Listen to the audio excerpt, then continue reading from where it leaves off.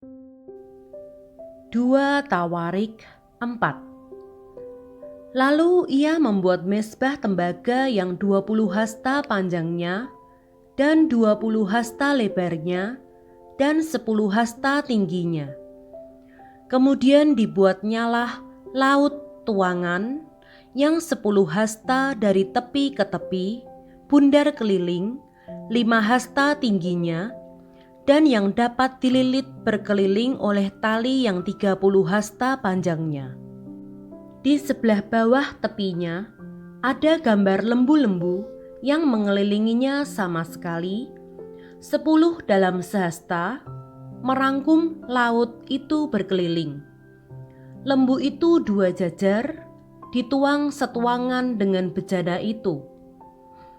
Laut itu menumpang di atas 12 lembu, 3 menghadap ke utara dan 3 menghadap ke barat, 3 menghadap ke selatan, dan 3 menghadap ke timur.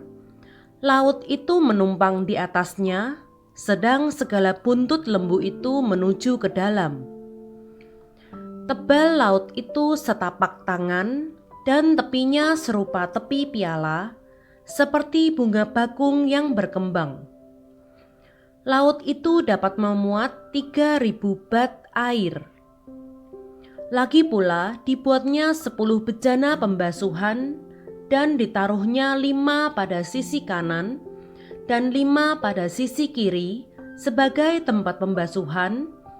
Di situ orang membasuh apa yang diperlukan untuk korban bakaran, sedang laut itu adalah untuk para imam sebagai tempat membasuh. Ia membuat 10 kandil emas sesuai dengan rancangannya dan menaruhnya di dalam bait suci, 5 di sebelah kanan dan 5 di sebelah kiri. Selanjutnya, ia membuat 10 meja dan menempatkannya di dalam bait suci, 5 di sebelah kanan dan 5 di sebelah kiri. Ia membuat pula 100 bokor penyiraman dari emas. Ia membuat juga pelataran para imam, halaman besar dan pintu-pintu halaman itu. Pintu-pintu itu dilapisinya dengan tembaga. Laut itu ditaruhnya pada sisi kanan, arah tenggara. Dan Huram membuat juga kuali-kuali, penyodok-penyodok, dan bokor-bokor penyiraman. Demikianlah Huram menyelesaikan pekerjaan yang harus dilakukannya bagi Raja Salomo di rumah Allah, yakni kedua tiang, dengan kedua bulatan ganja di kepala tiang itu, kedua jala-jala yang menutup kedua bulatan ganja itu, ke-400 buah delima untuk kedua jala-jala itu, 2 jajar buah delima untuk 1 jala-jala guna menutupi kedua bulatan ganja yang di atas tiang itu. Juga telah dibuatnya kereta-kereta penopang dan bejana-bejana pembasuhan yang di atas kereta-kereta itu, laut yang satu itu dan ke-12 lembu di bawahnya. Kuali-kuali, penyodok-penyodok, garpu-garpu, dan segala perlengkapan lain yang dibuat Huram-Abi bagi Raja Salomo untuk rumah Tuhan adalah dari tembaga upaman. Raja menuang semuanya itu di lembah Yordan di dalam tanah liat antara Sukot dan Sereda. Salomo membuat segala perlengkapan itu dalam jumlah yang amat besar, sehingga berat tembaga itu tidaklah terhitung. Salomo membuat juga segala perlengkapan yang ada di rumah Allah, yakni mezbah dan meja-meja tempat menaruh roti sajian. Lagi pula kandil-kandil dari emas murni dengan pelita-pelitanya untuk dinyalakan di depan ruang belakang sesuai dengan peraturan, kembang-kembangnya, pelita-pelitanya, dan sepit-sepitnya dari emas, semuanya dari emas murni. Pisau-pisaunya, bokor-bokor penyiramannya, cawan-cawannya dan perbaraan-perbaraannya dari emas murni. Juga pintu masuk rumah itu dan pintu-pintu yang di sebelah dalam ke tempat Maha Kudus dan pintu-pintu ke ruang besar bait suci, semuanya dari emas.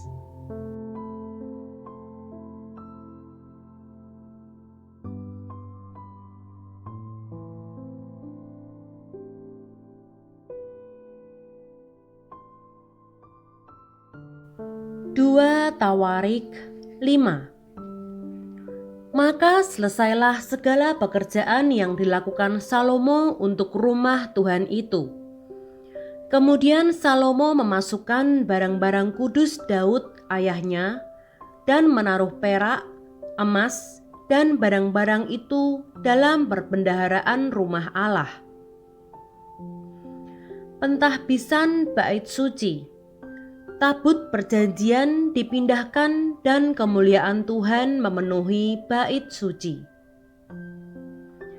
Pada waktu itu, Salomo menyuruh para tua-tua Israel dan semua kepala suku, para pemimpin puak, orang Israel, berkumpul di Yerusalem untuk mengangkut tabut perjanjian Tuhan dari kota Daud, yaitu Sion. Maka pada hari raya di bulan ke-7, berkumpullah di hadapan raja semua orang Israel. Setelah semua tua-tua orang Israel datang, maka orang-orang Lewi mengangkat tabut itu. Mereka mengangkut tabut itu dan kemah pertemuan dan segala barang kudus yang ada dalam kemah itu. Semuanya itu diangkut oleh imam-imam dan orang-orang Lewi.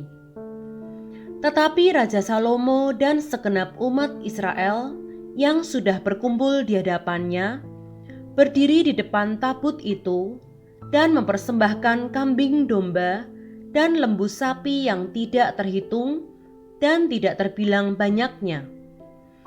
Kemudian imam-imam membawa tabut perjanjian Tuhan itu ke tempatnya, di ruang belakang rumah itu, di tempat Maha Kudus, tepat di bawah sayap kerup-kerup. Jadi kerup-kerup itu mengembangkan kedua sayapnya di atas tempat tabut itu, sehingga kerup-kerup itu menudungi tabut serta kayu-kayu pengusungnya dari atas. Kayu-kayu pengusung itu demikian panjangnya, sehingga ujungnya kelihatan dari tempat kudus yang di depan ruang belakang itu, tetapi tidak kelihatan dari luar, dan disitulah tempatnya sampai hari ini. Dalam tabut itu tidak ada apa-apa selain dari kedua loh yang ditaruh Musa ke dalamnya di Gunung Horeb, ketika Tuhan mengikat perjanjian dengan orang Israel pada waktu perjalanan mereka keluar dari Mesir. Lalu para imam keluar dari tempat kudus. Para imam yang ada pada waktu itu semuanya telah menguduskan diri, lepas dari giliran rombongan masing-masing. Demikian pula para penyanyi orang Lewi semuanya hadir, yakni Asaf, Heman, Yedutun, beserta anak-anak dan saudara-saudaranya. Mereka berdiri di sebelah timur mezbah, berpakaian lenan halus dan dengan ceracap, gambus, dan kecapinya, bersama-sama 120 imam peniup nafiri. Lalu para peniup nafiri dan para penyanyi itu serentak memperdengarkan paduan suaranya untuk menyanyikan puji-pujian dan syukur kepada Tuhan. Mereka menyaringkan suara dengan nafiri, ceracap, dan alat-alat musik sambil memuji Tuhan dengan ucapan, "Sebab Ia baik, bahwasanya untuk selama-lamanya kasih setianya." Pada ketika itu rumah itu, yakni rumah Tuhan, dipenuhi awan, sehingga imam-imam itu tidak tahan berdiri untuk menyelenggarakan kebaktian oleh karena awan itu, sebab kemuliaan Tuhan memenuhi rumah Allah.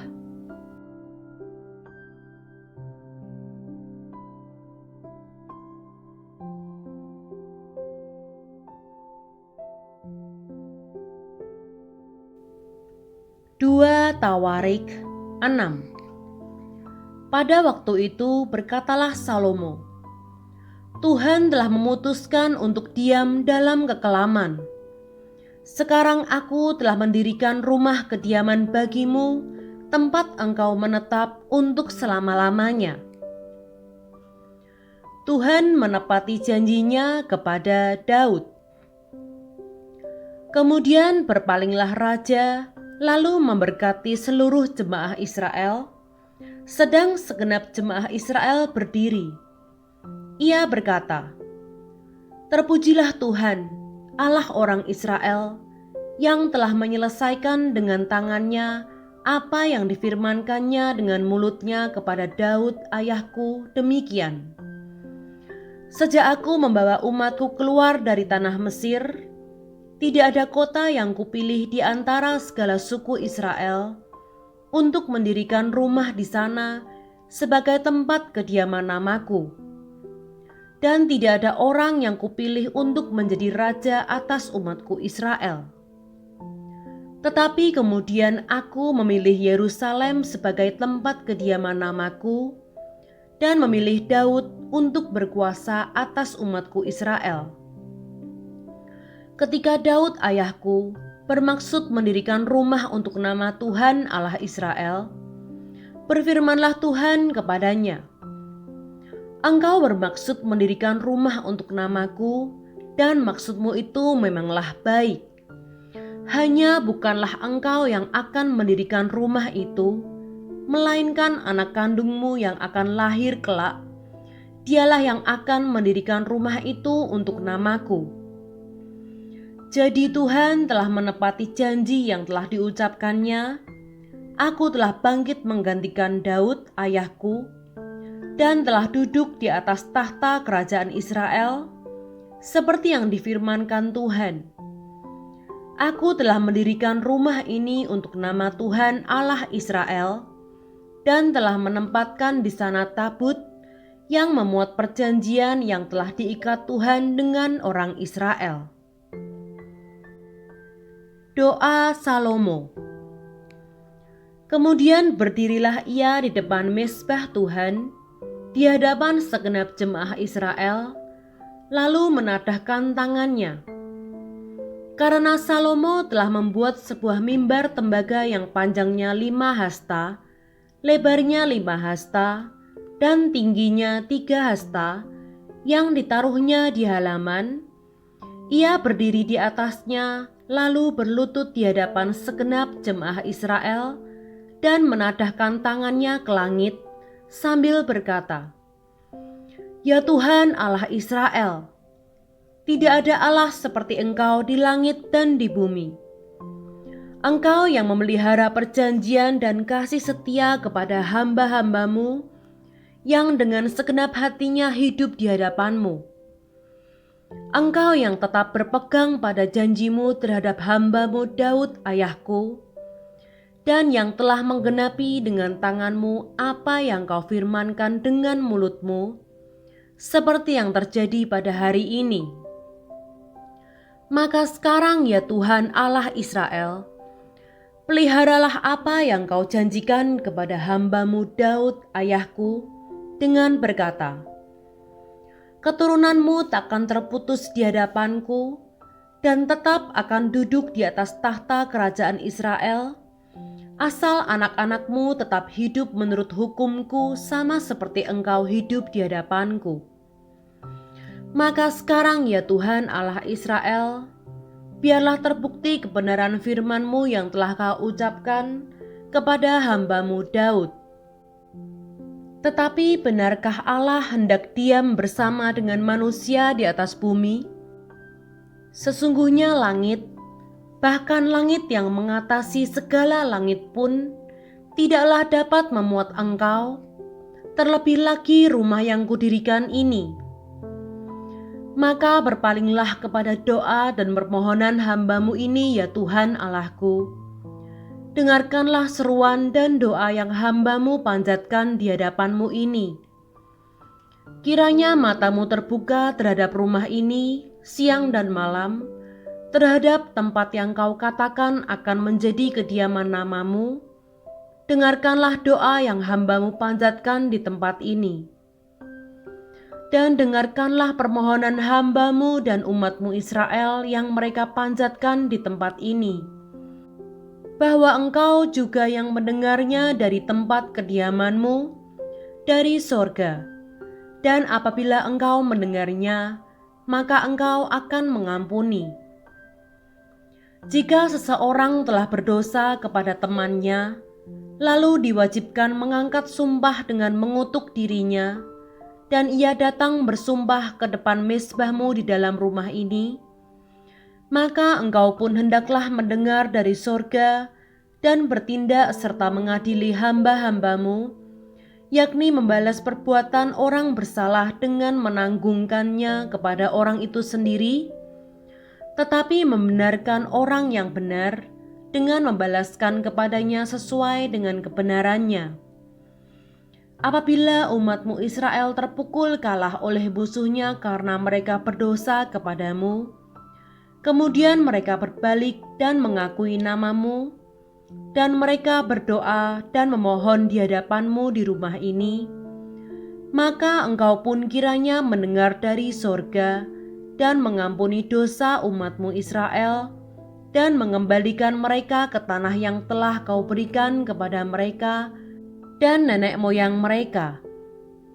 Apabila langit tertutup sehingga tidak ada hujan, sebab mereka berdosa kepadamu, lalu mereka berdoa di tempat ini dan mengakui nama-Mu, dan mereka berbalik dari dosanya, sebab Engkau telah menindas mereka, maka Engkau pun kiranya mendengarkannya di surga dan mengampuni dosa hamba-hamba-Mu, umat-Mu Israel. Karena Engkaulah yang menunjukkan kepada mereka jalan yang baik yang harus mereka jalani, dan Engkau kiranya memberikan hujan kepada tanah-Mu yang telah Kau berikan kepada umat-Mu menjadi milik pusaka. Apabila ada kelaparan di negeri ini, apabila ada penyakit sampar, hama, dan penyakit gandum, belalang dan belalang pelahap, apabila musuh menyesakkan mereka di salah satu kota mereka, apabila ada tulah atau penyakit apapun, lalu seseorang atau segenap umat-Mu Israel memanjatkan doa dan permohonan di rumah ini dengan menadahkan tangannya, karena mereka masing-masing mengenal tulahnya dan penderitaannya sendiri, maka Engkau pun kiranya mendengar dari sorga, tempat kediaman-Mu yang tetap, dan kiranya Engkau mengampuni dan membalas kepada setiap orang sesuai dengan segala perbuatannya, karena Engkau mengenal hatinya, sebab Engkau sajalah yang mengenal hati anak-anak manusia, supaya mereka takut akan Engkau dan mengikuti segala jalan yang Engkau tunjukkan selama mereka hidup di atas tanah yang telah Kau berikan kepada nenek moyang kami. Juga apabila seorang asing yang tidak termasuk umat-Mu Israel datang dari negeri jauh oleh karena nama-Mu yang besar, tangan-Mu yang kuat, dan lengan-Mu yang teracung, dan ia datang berdoa di rumah ini, maka Engkau pun kiranya mendengar dari sorga, dari tempat kediaman-Mu yang tetap, dan kiranya Engkau bertindak sesuai dengan segala yang diserukan kepadamu oleh orang asing itu, supaya segala bangsa di bumi mengenal nama-Mu, sehingga mereka takut akan Engkau sama seperti umat-Mu Israel, dan sehingga mereka tahu bahwa nama-Mu telah diserukan atas rumah yang telah Kudirikan ini. Apabila umat-Mu keluar untuk berperang melawan musuh-musuhnya, ke arah manapun Engkau menyuruh mereka, dan apabila mereka berdoa kepadamu dengan berkiblat ke kota yang telah Kau pilih ini, dan ke rumah yang telah Kudirikan bagi nama-Mu, maka Engkau kiranya mendengar dari sorga doa dan permohonan mereka, dan Engkau kiranya memberikan keadilan kepada mereka. apabila mereka berdosa kepadamu, karena tidak ada manusia yang tidak berdosa, dan engkau murka kepada mereka dan menyerahkan mereka kepada musuh, sehingga mereka diangkut tertawan ke negeri yang jauh atau yang dekat. Dan apabila mereka sadar kembali dalam hatinya di negeri tempat mereka tertawan, dan mereka berbalik dan memohon kepadamu di negeri tempat mereka tertawan dengan berkata, kami telah berdosa, bersalah, dan berbuat fasik. Apabila mereka berbalik kepadamu dengan segenap hatinya dan dengan segenap jiwanya di negeri orang-orang yang mengangkut mereka tertawan, dan apabila mereka berdoa kepadamu dengan berkiblat ke negeri mereka yang telah kau berikan kepada nenek moyang mereka, ke kota yang telah kau pilih dan ke rumah yang telah kudirikan bagi namamu, maka engkau kiranya mendengarkan dari sorga, dari tempat kediamanmu yang tetap, kepada doa dan segala permohonan mereka, dan kiranya engkau memberikan keadilan kepada mereka, dan engkau kiranya mengampuni umatmu yang telah berdosa kepadamu. Sebab itu ya Allahku, kiranya matamu terbuka dan telingamu menaruh perhatian kepada doa yang dipanjatkan di tempat ini. Dan sekarang bangunlah ya Tuhan Allah, dan pergilah ke tempat perhentianmu, engkau serta tabut kekuatanmu. Kiranya ya Tuhan Allah, imam-imammu berpakaian keselamatan, dan orang-orang yang kau kasihi bersukacita karena kebaikanmu. Ya Tuhan Allah, janganlah engkau menolak orang yang telah kau urapi. Ingatlah akan segala kasih setiamu kepada Daud, hamba-Mu itu.